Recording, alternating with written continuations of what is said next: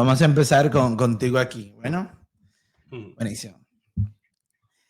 3, 2, 1. Bienvenidos, hermanos, a ese su canal Catholic Ministry. Hoy tengo un hermano mío ya, Marcos Veras, de Producción Tectón, acompañándome para cubrir este importante mensaje, porque lo que vamos a tratar de hacer aquí es traer luz a donde hay oscuridad.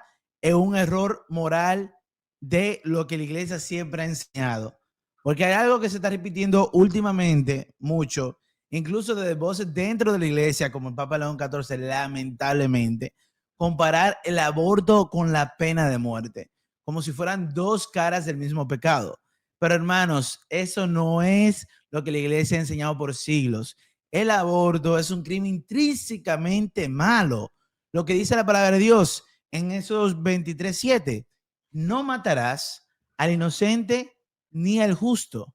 Y lo reafirma en Evangelium Vitae del Papa Juan Pablo II. El aborto directo, querido, como fin o como medio, es siempre un desorden moral grave. No hay circunstancia, ni ley, ni autoridad en el mundo que pueda hacerlo moralmente bueno. Es simplemente y llanamente asesinato de un inocente. Sin embargo, la otra moneda, que no se puede mirar de la misma forma, la pena de muerte, en cambio, pertenece a otro orden moral. No se trata de matar al inocente, sino de la autoridad legítima que castiga al culpable. Por eso la iglesia enseñó siempre que, en principio, podría ser ilícita en orden al bien común. Para eso, hoy tengo a mi hermano aquí, Marcos, para compartirnos sobre eso. Pero antes que todo, vamos a empezar con el Pater Noster. Luego vemos el video donde se le hace la entrevista mientras caminaba. Lamentable entrevista, hubiese querido que nunca hubiese pasado. Pero bueno, no sé si a lo mejor por lo menos ahora nos damos cuenta de algunos errores morales, teológicos, por decirlo así, lamentablemente del Papa. Pero bueno, con mucho cariño y mucho respeto, vamos a aclarar aquí algunas cosas. Bueno, hermano, vamos a empezar con el Pater Noster. Nomine Patris et Filii et Spiritus Sancti. Amen. Pater Noster, qui in celis, sanctificetur nomen tuum, aveniat regnum tuum, fiat voluntas tua, sicut in cielo et in terra. Parem nostrum quotidianum da nobis hodie, et dimite nobis debita nostra, sicut et nos dimitimus debitoribus nostris, et ne nos inducas in tentationem, sed libera nos a malo. Amen. Gloria Patri et Filii et Spiritus Sancto.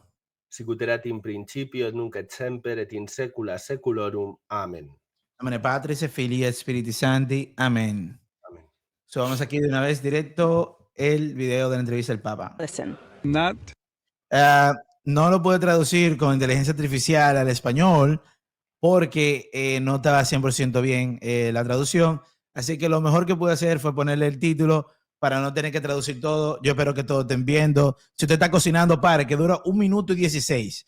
Digo cocinando porque hay mucha gente que cocina o limpia la casa y tiene el YouTube prendido en la casa. Así que, bueno, lean aquí, por favor, para que nos acompañen. Voy a dar contexto. En este momento, hace 3 semanas, antes de lo que me pasó de la salud, pues teníamos esto previsto, pero bueno, ya se atrasó, estamos aquí. Básicamente lo que está pasando aquí era que el obispo, bueno, cardenal Cupich de Chicago iba a darle un galardón a un supuestamente católico que es un senador que es súper pro aborto, súper pro aborto. Entonces, obviamente, toda la iglesia, o sea, los laicos y muchos obispos en Estados Unidos se revoltearon porque eso no tenía sentido. No podía ser que ese cardenal le dieron un premio a este supuesto católico, digo supuesto porque no puede ser que sea católico cuando promueve el aborto, por sus años de servicio. No se puede, eso no tiene lógica. Entonces, al Papa, siendo estadounidense de Illinois, de Chicago, oriundo de Chicago, le hacen esta pregunta: ¿qué usted piensa del cardenal Cupich que le va a dar este galardón al senador tal, que bueno? Y él dice: no estoy muy familiarmente conocido del caso, dice él, hay que creerlo por sus palabras, no puedo decir otra cosa. Y entonces aquí es que desata el problema. I think that it's very important to look at the overall work that a senator has done during, if I'm not mistaken, 40 years of service in the United States Senate. I understand the difficulty and the tensions, but I think, as I myself have spoken in the past, it's important to look at many issues that are related to what is the teaching of the church. Someone who says I'm against abortion but says I'm in favor of the death penalty is not really pro-life. Ahí fue que a mí se me bajó la presión. El corazón mío, ¡ay, no! ¿Cómo así, papá? ¿Qué fue eso? Continúa viendo, por favor. So someone who says that I'm against abortion, but I'm in agreement with the inhuman treatment of immigrants who are in the United States, I don't know if that's pro-life. So they're very complex issues. I don't know if anyone has all the truth on them, but I would ask first and foremost that there be greater respect for one another and that we search together both as human beings, in that case as American citizens or citizens of the state of Illinois, as well as Catholics, to say we need to, really look closely at all of these ethical issues and to find the way forward as church. The church teaching on each one of those issues is very... Y él al final dijo, las enseñanzas de la iglesia son muy claras sobre estos temas. Y realmente son muy claras. Lamentablemente no concuerdan con su opinión errada. Y para eso tenemos aquí nuestro hermano Marco. Marco, ¿cómo te encuentras? ¿Estás en mute? ¿Estás muteado ahí por si acaso? ¿Cómo te encuentras, Marcos? Muy bien, gracias a Dios, muy bien. Gracias por invitarme a tu canal. No, es un placer para mí y ya que pues hemos formado esta hermandad, he estado ya varias veces por allá por tu canal, era justo y necesario tenerte por aquí compartiendo con nosotros. Marcos, cuéntame cómo te pareció, con todo respeto, yo sé que tú eres así, esta opinión del Papa y cuéntanos qué debemos nosotros mantener en mente cuando hablamos sobre la licitud moral de la pena de muerte. Sí, no, yo lo que la gente, los hermanos que nos escuchen, tienen que saber en primer lugar es que la doctrina de la pena de muerte es una doctrina que está respaldada, en primero por la Sagrada Escritura. O sea, podemos encontrar en la Sagrada Escritura, en la revelación divina, por tanto, y en la tradición de la Iglesia, la otra fuente de la revelación divina, podemos encontrar que la pena de muerte está permitida por la Iglesia, por Dios nuestro Señor. O sea, es una verdad revelada. Y no solo en el orden sobrenatural, sino también en el orden natural. Es decir, también es de derecho natural la pena de muerte. Nos ha ido ahora Edwin, no sé si estoy yo solo. Estamos bien, no te preocupes, continúa todo el tiempo, no te preocupes, yo estoy por aquí. Vale, perdona. Entonces, lo que estaba diciendo, lo primero que hay que saber es que es algo que está revelado por Dios, ¿no? Es decir, no podemos decir que es contrario a la fe católica el estar a favor de la pena de muerte. No, porque Dios lo revela, que es algo que al príncipe, que al rey, que al que gobierna, le es lícito aplicar esa pena de muerte. ¿De acuerdo? Esto es lo primero. ¿Qué problema hay aquí? ¿Cuál es el problema de base? El problema de base, y es el que tenemos que ir a denunciar, pienso yo, es lo que hemos llamado siempre modernismo. El modernismo. ¿Qué es el modernismo? El modernismo es una herejía que pretende poner al día la revelación divina. Como si dijéramos que, bien, está muy bien esa revelación divina que hubo al principio, en los orígenes de la fe católica, pues hay que actualizarla en función de los tiempos, de las épocas en las que vivimos. Y eso es un pecado muy grave. ¿Por qué? Porque en el fondo, ¿qué es lo que está afirmando? Que la revelación divina no es divina, sino que es un invento de la fe de la Iglesia Católica. Entonces, la Iglesia Católica en la Edad Primitiva, pues teniendo en cuenta las costumbres de aquella época, pues permite, por ejemplo, la pena de muerte. Pero la Iglesia debe ir adaptando eso que se llama revelación divina a los tiempos, ¿no? Esto es un error gravísimo, pero es un error gravísimo que, por desgracia, vemos muy patentes. Es decir, cuando, por ejemplo, vemos a sacerdotes, a obispos, incluso a veces al mismo Santo Padre, que no citan quizá pues a documentos anteriores al Concilio Vaticano II. No los citan o no tienen valor. Entonces, ¿por qué? Porque eso ya es de otra época. Eso estaba muy bien, ¿eh? El modernista te va a decir muy bien todo aquello, porque todo aquello era válido para aquella época, pero ahora hay que adaptarlo, ¿no? Un caso el tema del ecumenismo, ¿no? El tema del ecumenismo. No, claro, el Papa Pío XI, ¿no? Bueno, no sé, creo que era Pío XI, en Mortalius Animos, condena todos estos movimientos ecumenistas. Bueno, pueden pensar, aquello estaba bien para aquella época, pero ahora tenemos que hacer otra cosa, ahora tenemos que adaptar el ecumenismo a los tiempos actuales. Bien, esto es una herejía y es un error. Entonces nos pensamos que el Papa tiene autoridad para actualizar la revelación divina. Entonces, bueno, es posible que en el pasado la pena de muerte estuviera permitida, pero dado que el Papa ahora ha actualizado esa doctrina, pues a partir de ahora un católico no puede ser, no puede estar a favor de la pena de muerte. Primero de todo, por tanto, hay que desterrar este pensamiento. Es decir, Dios habla y nosotros lo único que tenemos que hacer es escuchar y obedecer la palabra de Dios. Punto. No hay más. Tenemos un magisterio, que es el magisterio perenne de la Iglesia, que va a explicarnos, a interpretar correctamente esas palabras de la revelación cuando éstas sean pues, más oscuras, más difíciles de entender, y tenemos la seguridad que la Iglesia, cuando habla así, está hablando de forma infalible, ¿no? Y la Iglesia, de forma infalible, ya ha hablado en el pasado sobre este tema, y de hecho tenemos a concilios, por ejemplo el de Trento, donde se defiende que la pena de muerte es algo que le corresponde al príncipe. Ojo, al príncipe, no le correspondería, por ejemplo, a una persona a nivel individual. No es que esto de la pena de muerte no significa que yo, de forma individual, decida quitarle la vida a una persona porque se ha portado mal conmigo. No. La pena de muerte corresponde al que gobierna, únicamente a él. Y se tiene que hacer con un juicio, es decir, no puede ser que el señor, el rey, decida que, oye, me apetece matar a este señor. No, hay un crimen muy grave, se hace un juicio y entonces la sentencia puede ser pena de muerte.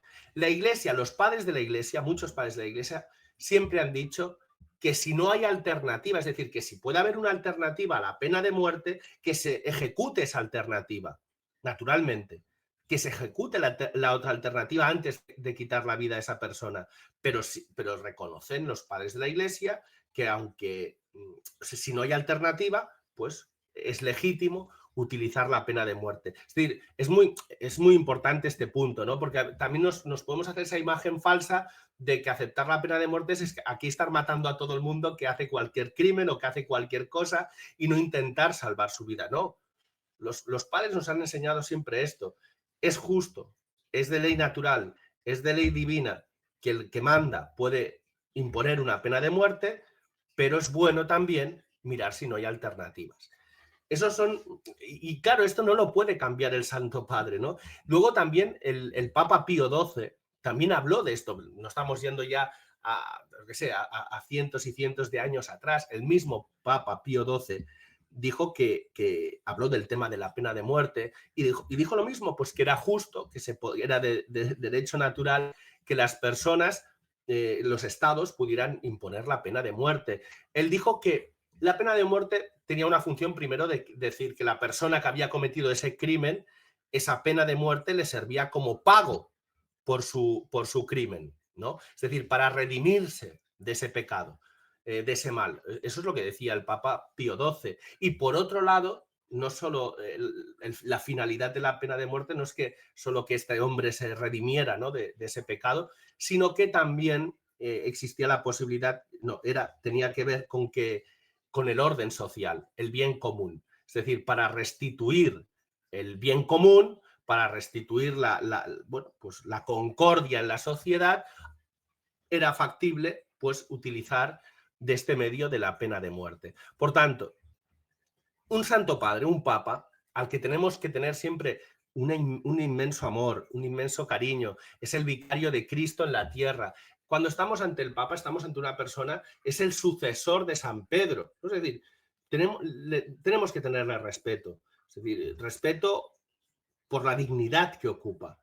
Pero por encima del Santo Padre, y si no sostenemos esto que voy a decir ahora, no somos católicos, por encima de lo que dice el Santo Padre está la verdad revelada, está Dios nuestro Señor. Eso es lo primero. ¿Entiendes? El Papa mucha reverencia. Es infalible el Papa. Cuando el Papa tiene una serie de condiciones, cumple una serie de condiciones, el Papa habla de forma infalible. Por ejemplo, cuando el Papa San Juan Pablo II habla sobre que las mujeres no pueden recibir la ordenación sacerdotal, está hablando de forma infalible. ¿Sí? Cuando el Papa Pío XII declara que la Virgen Santísima fue asunta al cielo en cuerpo y alma, está hablando infaliblemente. ¿Por qué? Porque lo que está haciendo es explicar la revelación divina.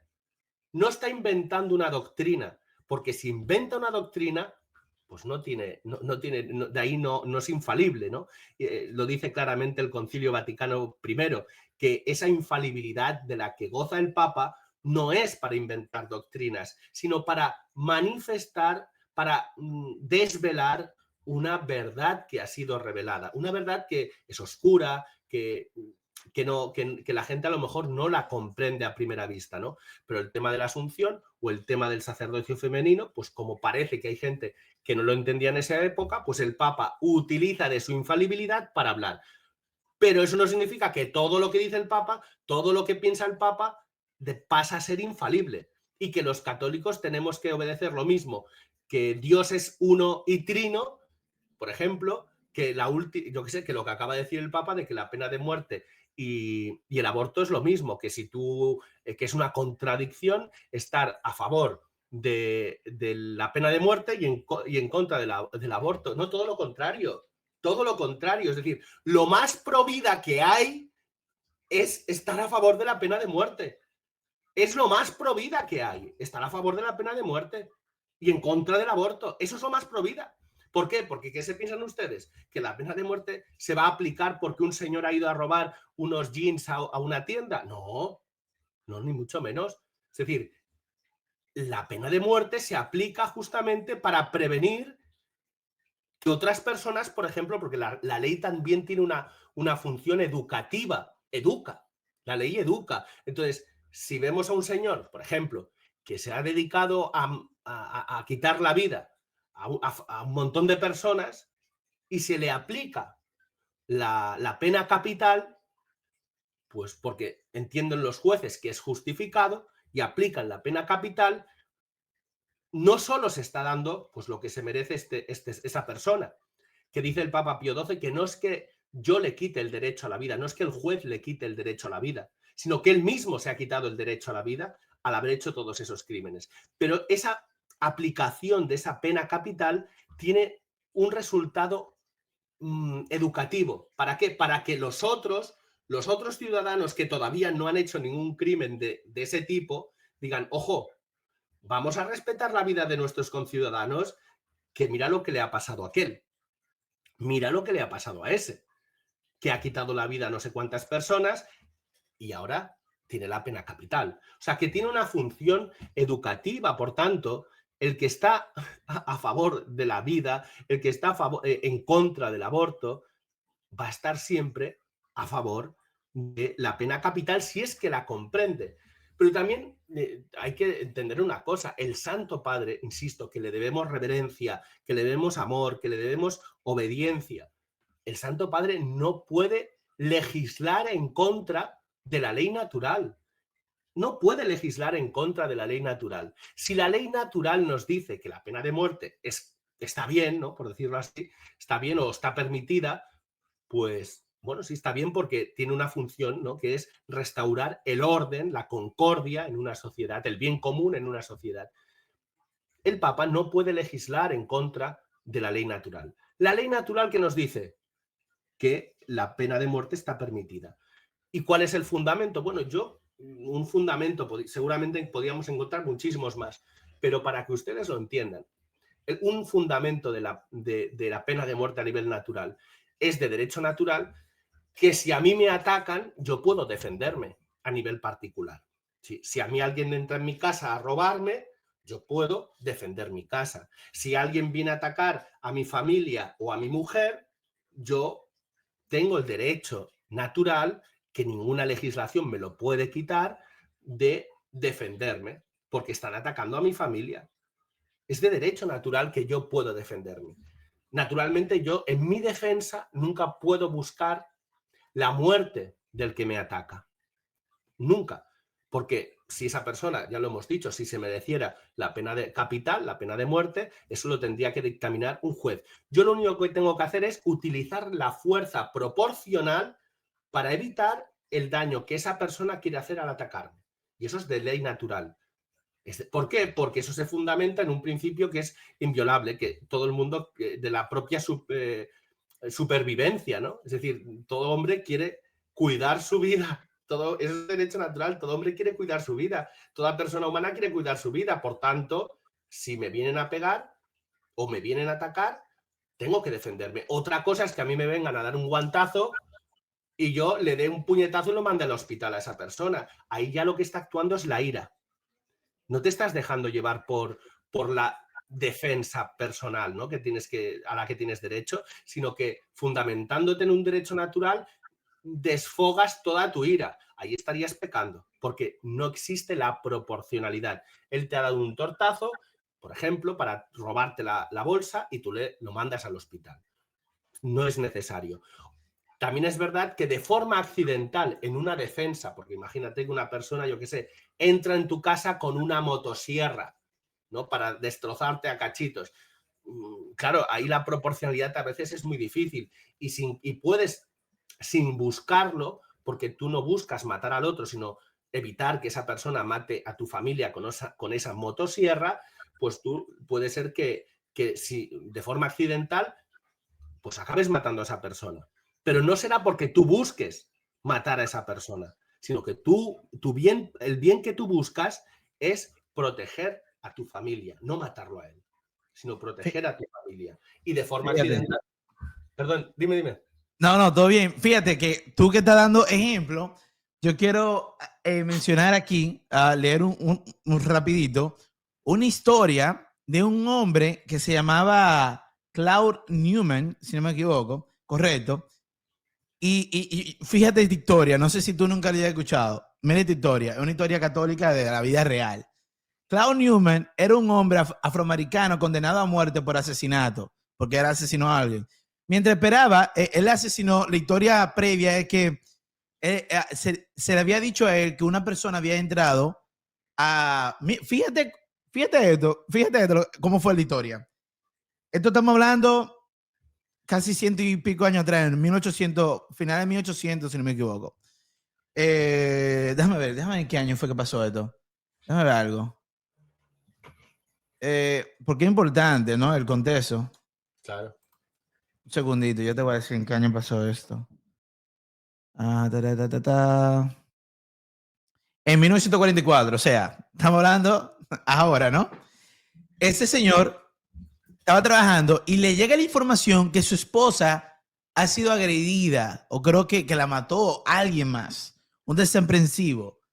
Y él llegó, ya era mujer, o sea, ya estaba muerta, y él salió a buscar al hombre y lamentablemente hizo lo atroz, lo que no justifica lo que él hizo, porque no fue en pleno acto que él tratando de defender, no quiso matar, pero mató a este señor, no. Él buscó con ese deseo de quitarle la vida, él personalmente, a esta persona, y no dejar que venganza.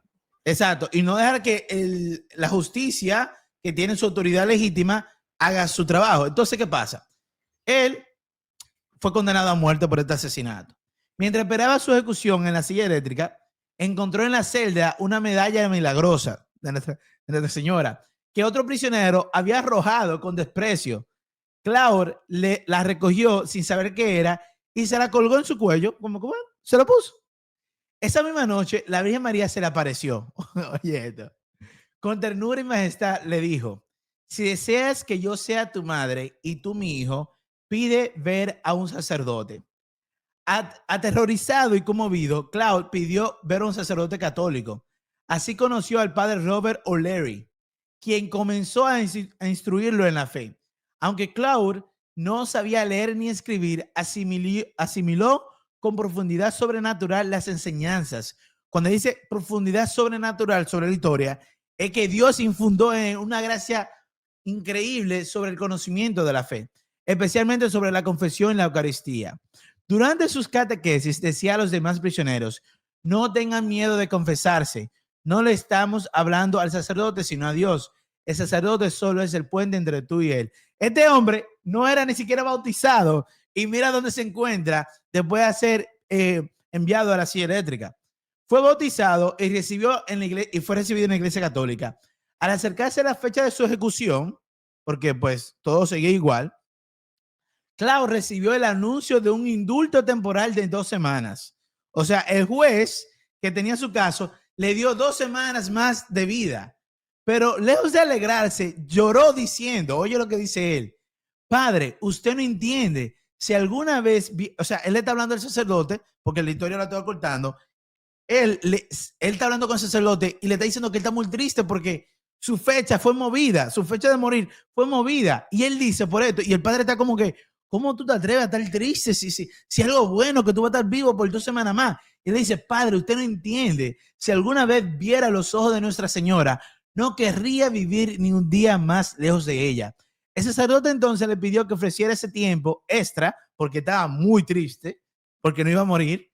El sacerdote entonces le pidió que ofreciera ese tiempo extra por la conversión de otro reo que lo odiaba profundamente a él. Clau aceptó con humildad y ofreció su sufrimiento por su enemigo, que le hacía daño, y él era un racista, este hombre. Poco después, ese hombre también tuvo una conversión milagrosa antes de morir. ¿Qué le pasó a este hombre? Y lo quiero decir. Clau fue finalmente ejecutado en estado de gracia. Él murió en estado de gracia, con serenidad y amor por Dios, dando testimonio de una paz celestial. Una semana después que Clau muere, es que van a ejecutar a este hombre. Este hombre no quiso aceptar la fe católica. El sacerdote se le acercó, él se renegó de la fe, maldijo a Dios y todo. Y cuando estaba a punto de ser electrocutado, él pidió, paren un segundo, busquen un sacerdote. Dice la historia que él vio que Clau, el que acaba de morir, se presentó delante de él en una esquina y le dijo, yo he pedido a Dios que te salve, que Dios te salve. Por favor, pide un sacerdote católico. Él sabe que Claude obviamente ya ha muerto, porque él sabe que fue, él lo vio muerto. Y él ve esta revelación y al lado de él, mientras Claude le dice esto, está nuestra hermosa Madre María. O sea, una locura. Ahora, ¿por qué yo hago esta historia? ¿Por qué yo hago esta historia? Esta historia no glorifica la pena de muerte, porque esto tampoco es la idea, sino que muestra cómo Dios puede transformar incluso una sentencia de muerte en una ocasión de salvación.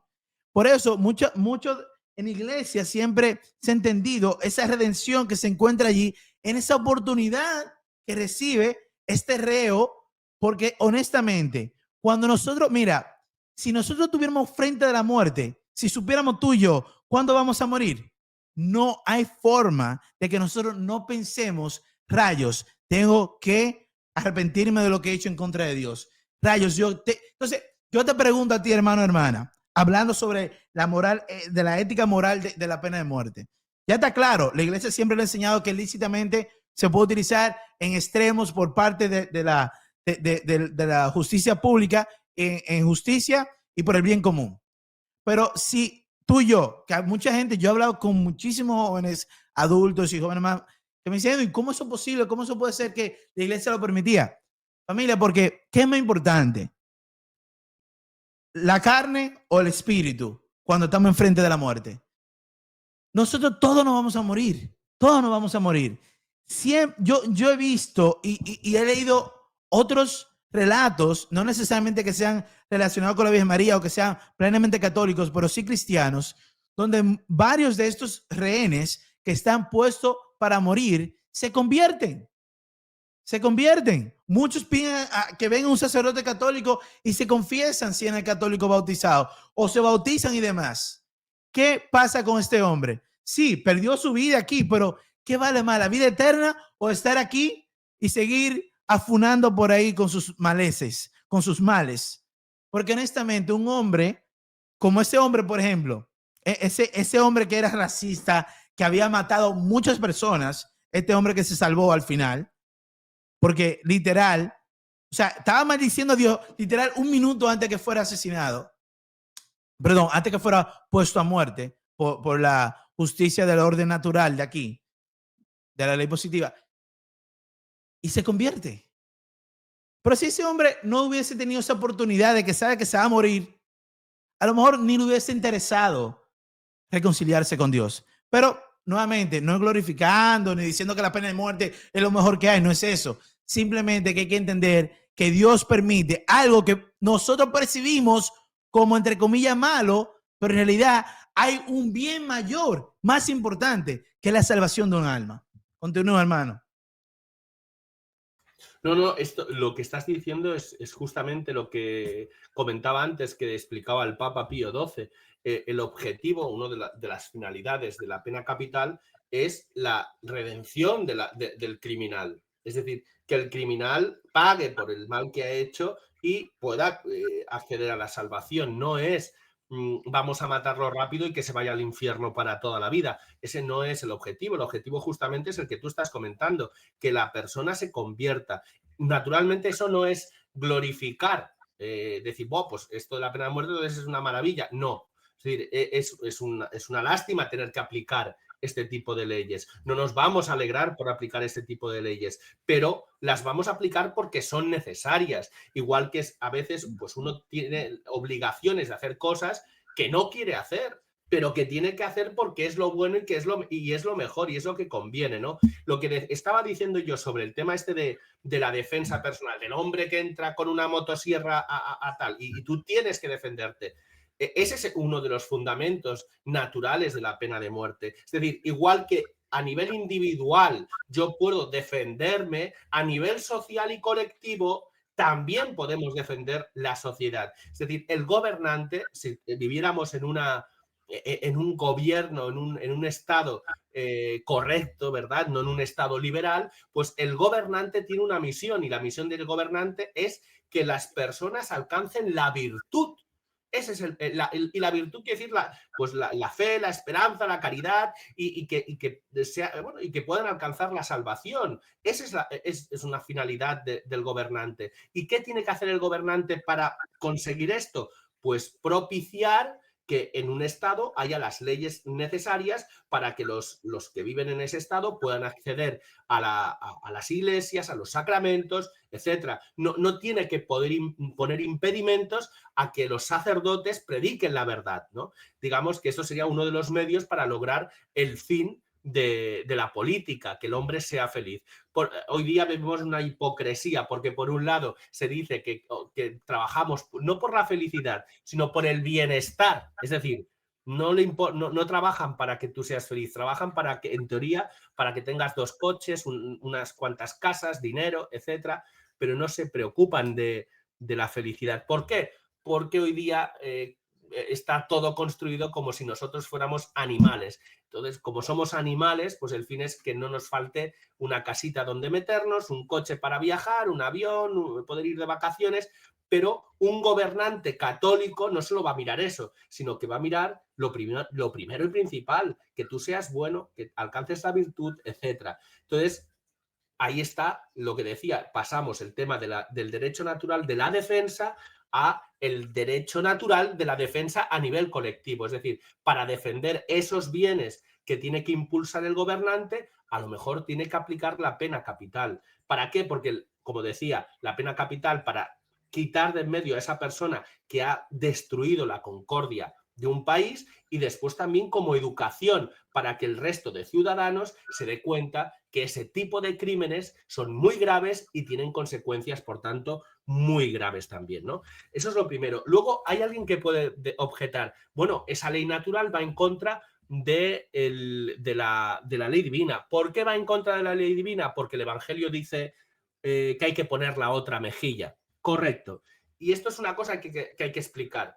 Parece que la pena de muerte vaya en contra de lo que enseña Jesucristo, porque Jesucristo dice que pongamos la otra mejilla. Esto hay que explicarlo para que nos vayamos tranquilos y sepamos que esta doctrina, que insisto, tiene su origen bíblico, o sea, tiene fundamento bíblico, tiene fundamento en el magisterio de la Iglesia, tiene fundamento en la ley natural, etcétera, no es contraria a la enseñanza de Jesucristo. Evidentemente que no. Nosotros tenemos que poner la otra mejilla, sí, siempre y cuando la otra mejilla sea la nuestra. Es decir, yo puedo poner, si a mí me golpean una mejilla o me pegan un puñetazo, yo puedo decir, ahora pégame aquí, ahora me puedes pegar aquí. no hay problema, no me voy a defender. No voy a utilizar la violencia que me es legítima para defenderme. Y por tanto puedes pegarme. Ahora, cuando esa violencia no la ejercen personalmente contra ti, sino que la ejercen contra, por ejemplo, tu familia, tú no tienes autoridad, no puedes poner la otra mejilla de tu mujer y de tus hijos. Ahí estarías pecando. Es decir, cada cosa en su sitio. Puedes poner la otra mejilla cuando la otra mejilla es la tuya, pero cuando la otra mejilla es la de tu familia, la de tu mujer, la de tu madre, no puedes poner su otra mejilla. Ahí tienes la obligación de defender. Y lo mismo, no solo a nivel de mi familia, sino que yo no puedo poner la otra mejilla de toda mi patria, ¿no? Bueno, pues humillan a mi patria. Yo miro para otro lado, pongo la otra mejilla, invaden mi territorio, invaden el territorio de mi suelo patrio, ¿no? El suelo que pertenece a mi patria.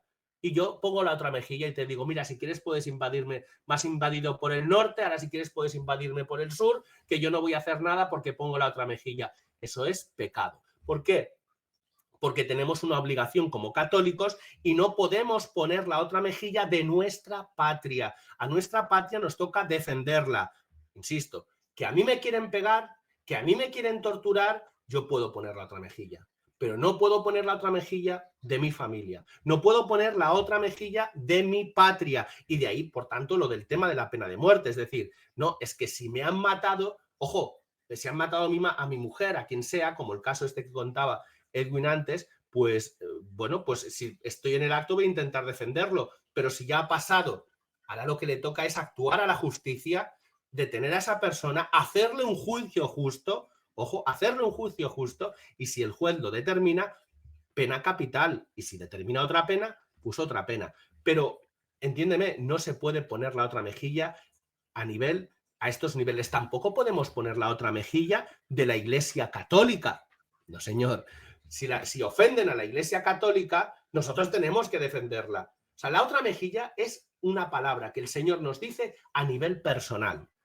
A nivel Marcos, Jesús me dice a mí que yo ponga la otra mejilla, pero no me dice Jesús que yo ponga la otra mejilla de mi familia, de mi patria y de la Iglesia. Hay que defenderlas. Cuando los protestantes se ponen a criticar abiertamente por todos lados a la Iglesia Católica, no ponemos la otra mejilla, la defendemos porque es lo que nos toca. Cuando vemos que hay por la calle un protestante rompiendo una imagen de la Virgen Santísima, no ponemos la otra mejilla, defendemos a la Santísima Virgen María. Cuando vemos que roban la Eucaristía, por ejemplo, como el valiente ese que hizo en Estados Unidos, que sabía que iban a profanar la Eucaristía, no puso la otra mejilla de la Eucaristía, sino que se escondió y en un momento de sorpresa antes de la profanación agarró la Eucaristía y la salvó y la consumió, y no se pudo hacer el sacrificio, la misa negra que querían hacer estas personas.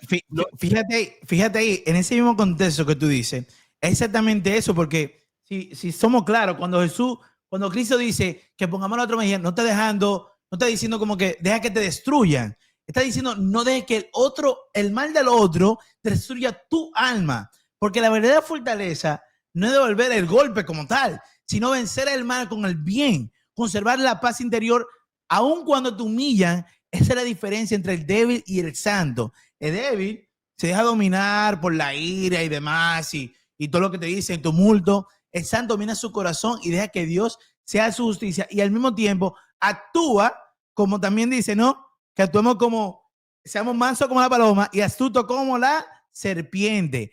Ese hombre que tú acabas de hablar en contexto hizo exactamente eso. Lo heroico hizo exactamente eso. Fue manso como la paloma, por ahí, y astuto como la serpiente, para buscar el bien mayor y custodiar a Cristo Jesús en la Santa Eucaristía. Está más que claro eso, brother. Más que claro. Y para ir concluyendo, mi hermano, honestamente, mira, yo quiero que tú digas tu última palabra acerca de esto, pero comparar estas dos caras de la moneda, esto es lógicamente inaceptable. Por eso, este video, algunos lo recibirán bien, otros mal, no importa, yo estoy cumpliendo con Dios, porque mira, yo no he hecho un video tan seguro como este cuando estoy aclarando un tema de un papa. nunca he hecho un video tan seguro como este, porque esto no hay forma de refutarlo, ni bíblicamente, no hay forma de refutarlo. El comparar el aborto con la pena de muerte es teológicamente inaceptable. El aborto es un mal intrínseco, o sea, es malo desde desde su base. No admite excepciones, es siempre contrario a la ley natural. La pena de muerte no es un mal intrínseco. Su moralidad depende de las circunstancias, la autoridad y la finalidad que tú le has enseñado perfectamente bien y con miles de ejemplos. O sea, el que no lo entendió por ahora, no quiere entender. No quiere entender. Equiparar, o sea, poner la junta en el mismo plano moral, en la misma balanza, relativiza la gravedad incomparable del aborto. Por eso que a mí me duele que lamentablemente el Papa haya dicho esto, porque diluye de cierta forma la defensa de la vida inocente. En teología moral, eso se llama equivocación moral, confusio moralium bonarum et malorum. Igualar lo que difiere en su esencia. Y por eso es que es muy grave, porque ahora muchos católicos modernistas, y no le voy a poner el título modernista, porque hay muchos católicos que son modernistas, pero sin saber que son modernistas. Por ahí hay otros que ellos saben que son modernistas, ellos te lo dicen, y ellos están claros de su teología de liberación y demás cosas. Pero hay muchos católicos, por ignorancia o por mal catequesis, que tienen y ya van a correr con lo que ha dicho el Papa León XIV. Van a correr y van a decir, no, Edwin, tú que estás diciendo que hay una licitud moral de la pena de muerte, tú no eres pro vida. Tú no eres pro vida. Y qué grave y qué triste eso, porque ahora es como, está jugando, no estoy diciendo que eso fue su intención, pero ahora le da la oportunidad a estos católicos a utilizar esto como una bomba, como una munición en contra, hasta los mismos que están pro aborto van a decir, oh, tú apoyas que tú eres pro vida, porque tú apoyas que no se mate el niño en la barriga. Ah, pero tú dices que está bien, si hay una pena de muerte justa, tú no eres pro vida, tú eres un falso, tú eres un hipócrita. Entonces, dígame, ¿a dónde estamos ahora? Lamentablemente, yo le ruego a Dios que tenga una iluminación así como San José, como tanto santo en su mente, y salga un día y diga, perdóneme porque no debí de comparar eso. Óyeme, puede ser que el Papa, él en su corazón, él diga que es inmoralmente incorrecto la pena de muerte. Ok, tú lo puedes decir, whatever, no hay problema. Tú lo dices, no hay problema. Pero compararlo lo lleva a otro nivel. Compararlo con el aborto lo lleva a otro nivel. Un nivel gravemente teológicamente erróneo. Y yo no estoy diciendo que es un hereje por esto, valga la redundancia. No estoy diciendo que hereje por esto, ni esta vaina. Simplemente que hay un error teológicamente moral ahí grave. No se puede comparar esas dos cosas. Imposible. Ni hoy, ni antes, ni nunca. Porque Dios no se contradice, como bien decía tú, Marcos. Sí, hay una cosa que es muy importante, es decir, cuando queremos conocer, ¿no?, nuestra fe, uno de los puntos esenciales es recurrir a los padres de la Iglesia. Y lo que vemos cuando recurrimos a los padres de la Iglesia es que muchos de ellos, no voy a decirte todos, pues no soy un experto en el tema, pero muchos de ellos defienden como de derecho natural y de derecho divino la opción de la pena de muerte. Pero por otro lado, también defienden que no está permitido el aborto, porque en aquellas épocas también se hacían abortos de una forma más rudimentaria, pero había abortos, ¿no? Las mujeres se tomaban venenos para poder abortar y cosas así, ¿no? Y los padres de la Iglesia lo condenan y, sin embargo, también afirman que están a favor de la pena de muerte. O sea, decir que esta opinión, porque es una opinión del Papa León XIV, que también hay que desterrar eso de que todas las opiniones son respetables. No, solo son respetables las opiniones que están en comunión con la verdad, evidentemente, porque si todas las opiniones son igualmente respetables, pues entonces nada tiene valor, ninguna afirmación tiene valor, ¿no? Entonces, es importante saber que los padres de la Iglesia son los primeros que defienden la pena de muerte y dicen que el aborto está mal. O sea, afirmar que esta sentencia, esto dicho por el Papa León XIV, su santidad, el Papa León XIV, es verdad, implica decir que la Biblia miente, que los padres de la iglesia mienten y que la Iglesia Católica lleva, pues, ha estado 1950 años, por lo menos, contando mentiras. O sea, es muy grave. Mira, Papa Inocente I, Papa Inocente III, Papa Pablo III, Papa Julio III, Papa Pío IV, Papa Pío V, Papa Sixtus V, Papa Clemente VIII, Papa Pío IX, Papa León XIII, su sucesor en nombre, a Papa San Pío X y Papa Pío XII. Todos esos papas hay escritos y diferentes, perdón, ellos escribieron encíclicas y demás, donde habla a favor de un uso lícito en justicia y por el bien común de la pena de muerte. Y muchos de ellos, muchos, no todos, se basan en la misma enseñanza de la Suma Teológica de Santo Tomás de Aquino.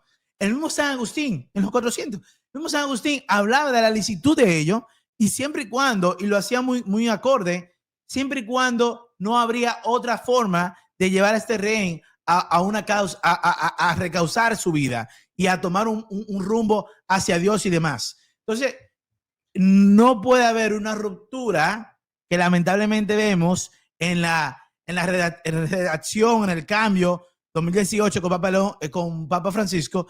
Hay una ruptura allí. Hay una ruptura, lamentablemente, porque sí, no está explícitamente diciendo que es ilícito, por decir inadmisible, ya está diciendo ambiguamente que no está bien, que no puede pasar. Y eso es erróneo. Si vemos, por ejemplo, el Papa que ha hablado de esto cuando salió el catecismo como tal, el moderno, con Papa Juan Pablo II, él lo dice explícitamente que él que está lícitamente bien, moral, justamente se puede hacer, pero que se pide que se busque lo mejor posible a que no se llegue allá y que sea algo raro la pena de muerte. Pero no está diciendo esto es moralmente grave, esto es un pecado, no se puede hacer. Eso no decía en el catecismo hasta 2018. Entonces, nada. Es importante, Edwin, una aclaración.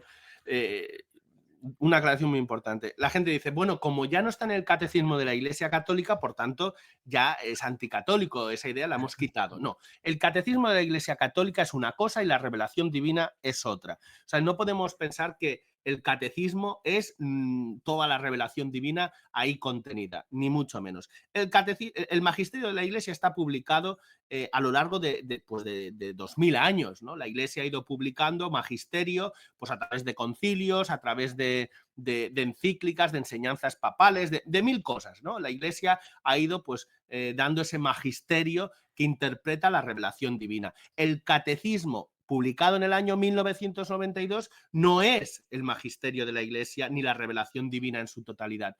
Es un libro, un resumen, que es útil para enseñar la fe católica. Pero eso no significa que un católico debe tener, solo debe creer lo que aparece en ese catecismo, ni mucho menos. Un católico debe creer lo que aparece en ese catecismo, no todo, porque ahora ya sabemos que hay fallos, ¿verdad? Pero no pasa nada que haya fallos. Que en un catecismo haya fallos, no pasa nada. También ha habido otros muchos catecismos, por ejemplo, el cardenal Alfrink, juntamente con Skilevek, publicaron el catecismo holandés, repleto de herejías de arriba abajo. Y era un catecismo emitido por la Conferencia Episcopal belga. Se vendieron, solo en Bélgica, se vendieron 500.000 de ejemplares de ese catecismo. Ojo. Es mucho esto, y se sigue publicando, y ese catecismo luego fue publicado en España, fue publicado en muchos, o sea, se vendieron millones de ejemplares del catecismo holandés, hecho ¿por quién? Por un cardenal, que es el cardenal Alfrink, que es muy conocido, porque no sé si han visto una película, creo que es de Pablo VI, que aparece, creo que es Ottaviani, que está hablando y de repente le cierran el micrófono. Pues el que le cierra el micrófono a Ottaviani es este Alfrink, que luego publica junto con Skilevek, este catecismo holandés herético. Bien, pues que no esté en el catecismo no significa nada. El catecismo es una guía que puede irnos bien y ya está. Eso es la primera puntualización. Yo sé que Edwin quiere acabar y yo antes de acabar quiero recomendar una cosa, que es este libro. Este libro, que también es un catecismo, ¿verdad? Que es del obispo Athanasius Schneider. Credo, compendio de la fe católica. Esto es de lo mejor que hay. Eso no significa que esto sea toda la revelación divina.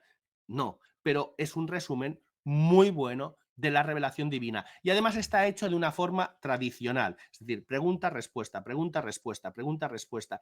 El catecismo que publicó Juan Pablo II en el año 1992 tiene un lenguaje complicado, a mi modo de ver, para eruditos, para especialistas, y que entras ahí y que dices, ¿pero qué es esto? ¿Qué es esta palabra? ¿Qué significa? Te pierdes mucho. En cambio, este catecismo está todo muy claro. Y además no se ha metido la mano en este caso pues del Santo Padre, que ha introducido esa frase de que es inmoral la pena de muerte. No puede ser inmoral. Si es inmoral la pena de muerte, la Biblia se equivoca, la tradición se equivoca, la revelación divina se equivoca, los padres de la Iglesia se equivocan y 1900 años de magisterio perenne de la Iglesia se equivocan. Todos se equivocan, menos Francisco y León XIV.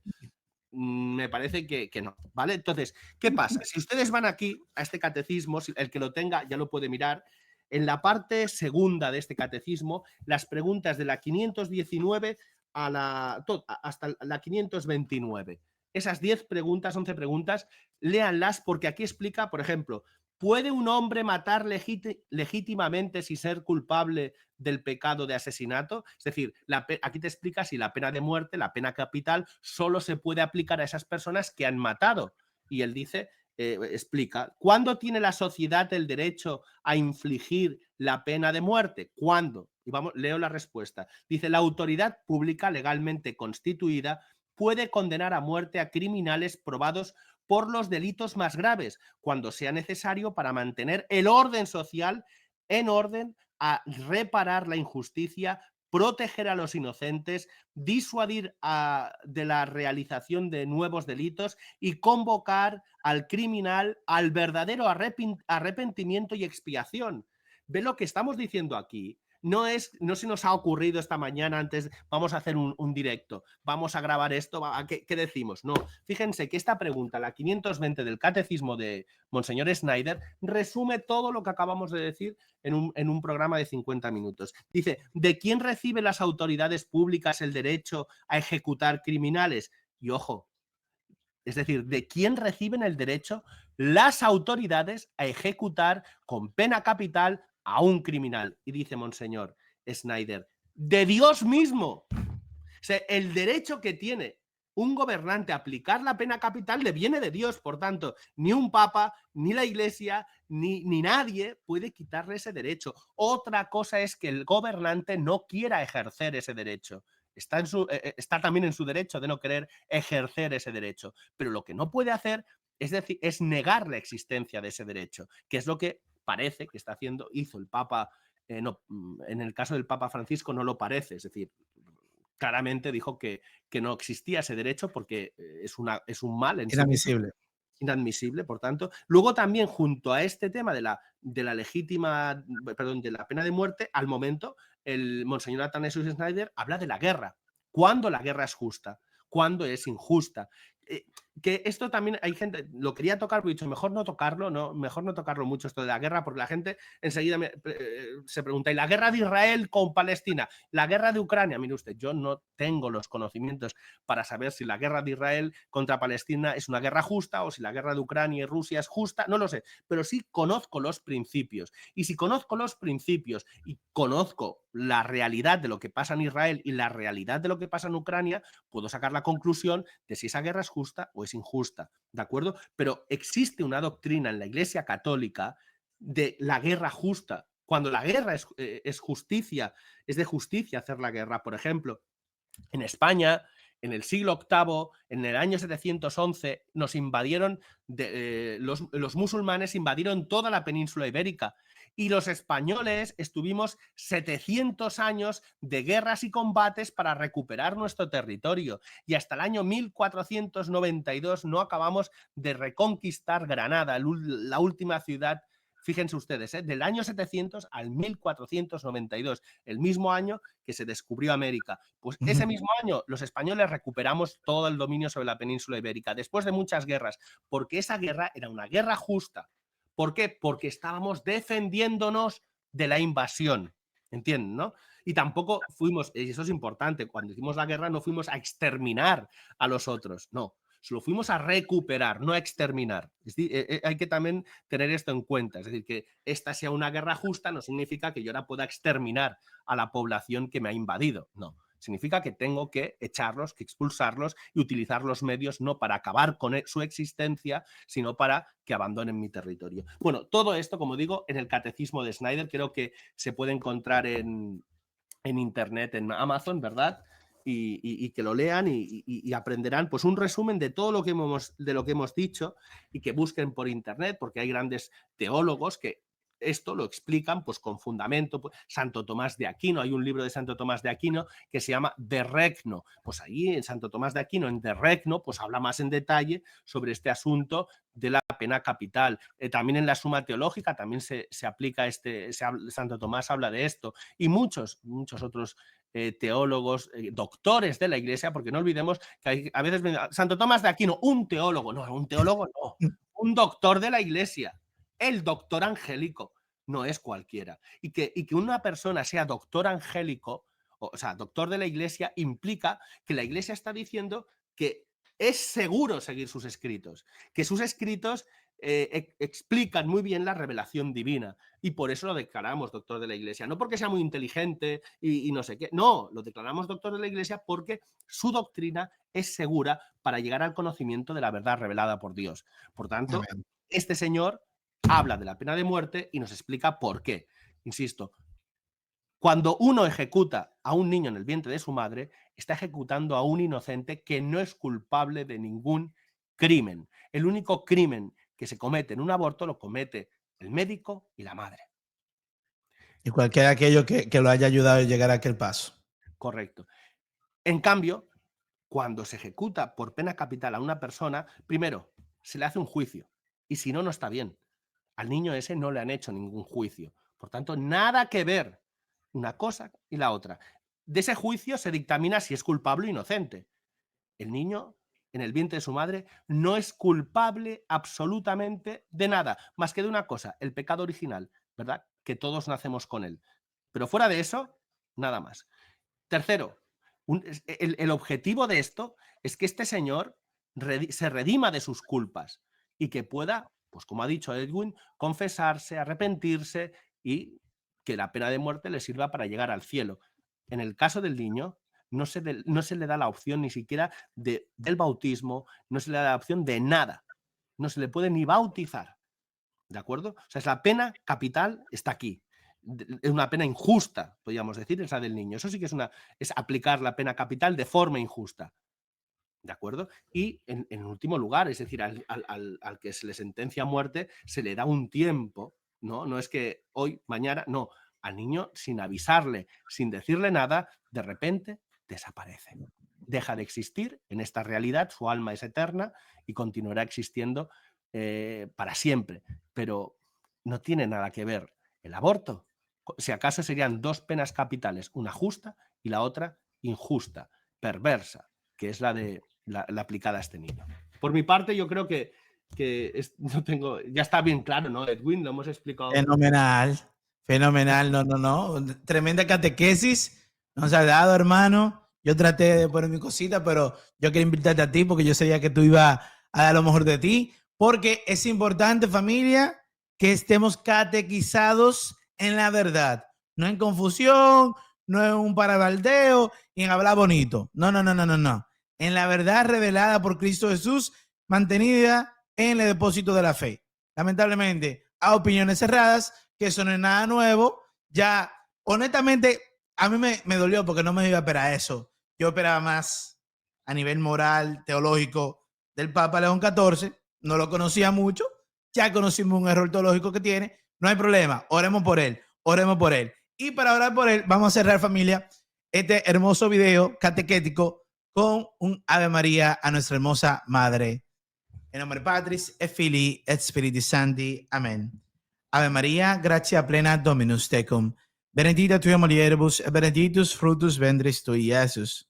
Santa María, Mater Dei, ora pro nobis peccatoribus, nunc et in hora mortis noster. Amén. Gloria Patri et Filio et Spiritus Sancto. Sicut erat in principio, nunc et semper, et in saecula saeculorum. Amén. Mater dolorosa, ora pro nobis. Sancte Joseph Toro Domonum, Ora pro nobis. En nombre de Patris et Filii et Spiritus Sancti. Amén. Hermano, muchísimas gracias por estar aquí conmigo. ¿Tú tienes alguna noticia, algún evento, algo que esté pasando por Producción Tectón que quiera compartir con nosotros? Sí, yo lo único, ya que me das la oportunidad, pues simplemente que sepa la gente, muchos ya lo saben, ¿no? Nosotros tenemos, aparte de la labor que se ve, ¿no? Que es la de los medios de comunicación, tenemos la labor de ayudar a los pobres y necesitados. Entonces, ¿qué hemos hecho? Pues estamos haciendo un trabajo que puede ir muy lejos. De momento estamos en una versión beta, podríamos decir, de prueba, pero creo que está funcionando, que es, bueno, vamos a todos los patrocinadores, a todas las personas que se hacen patrocinadoras de Tectón para ayudar a nuestra labor tanto de caridad como de evangelización, pues les damos, en este caso, un curso de Biblia gratuito, ¿verdad? Es decir, todo el que se hace patrocinador tiene el curso de Biblia gratuito. Entonces, lo que estamos haciendo ahora es impulsar un curso de Biblia. El curso de Biblia, que es explicación del libro de Scott Hahn sobre comprender las Escrituras, pero vamos más allá, sino que intercalamos Scott Hahn con encíclicas del Papa. Ahora, por ejemplo, estamos preparando la tercera clase, que es sobre Scott Hahn, pero la siguiente será sobre una encíclica de Benedicto XV sobre la Biblia, luego otra de Scott Hahn, luego haremos otra también de Pío XII, que es Divino Afflante Spiritu, otra encíclica sobre la Sagrada Escritura, que explicaremos en el curso de Biblia, luego Scott Hahn, luego haremos un padre de la Iglesia, que es San Agustín, explicaremos lo que nos explica él sobre la Sagrada Escritura, y luego Scott Hahn, vamos intercalando, ¿no? Entonces, yo creo que van a aprender muchísimo, no solo de lo que dice Scott Hahn, sino de muchísimas cosas. Por ejemplo, hay mucha gente que no sabía cuándo nació la Pontificia Comisión Bíblica y por qué nació la Pontificia Comisión Bíblica. Pues en la última clase que hemos visto, hemos explicado también qué es la Pontificia Comisión Bíblica, cuándo nace y cuál es la finalidad de la Pontificia Comisión Bíblica, que es importante para un católico que quiere estudiar la Biblia, saber que eso existe y qué tiene, ¿no? Entonces yo simplemente decir que las personas que estén interesadas me pueden escribir, si puedes, a mi correo electrónico, que es tectonnoticia@gmail.com, y yo les envío toda la información del curso de Biblia, te lo daré, te lo envío luego por WhatsApp, y si lo puedes poner en la descripción, pues así la gente que esté interesado en colaborar con Tectón y a la vez recibir pues este curso y otros muchos cursos que haremos, pues será bienvenido. Buenísimo, no, toda esa información la voy a poner aquí en la descripción, así que en la descripción y en el primer comentario fijo estará esta información de la producción Tectón de manos de Marcos, nuestro querido hermano, hasta España. Familia, muchísimas gracias por estar aquí con nosotros. Nos vemos hasta la próxima. No te olvides suscribirte, darle a me gusta, comenta para que este video llegue a muchísimos católicos que necesitan una buena catequesis sobre el tema. Nos vemos hasta la próxima. La Virgen María les cuide. Chao, chao. Viva Cristo Rey. ¡Viva!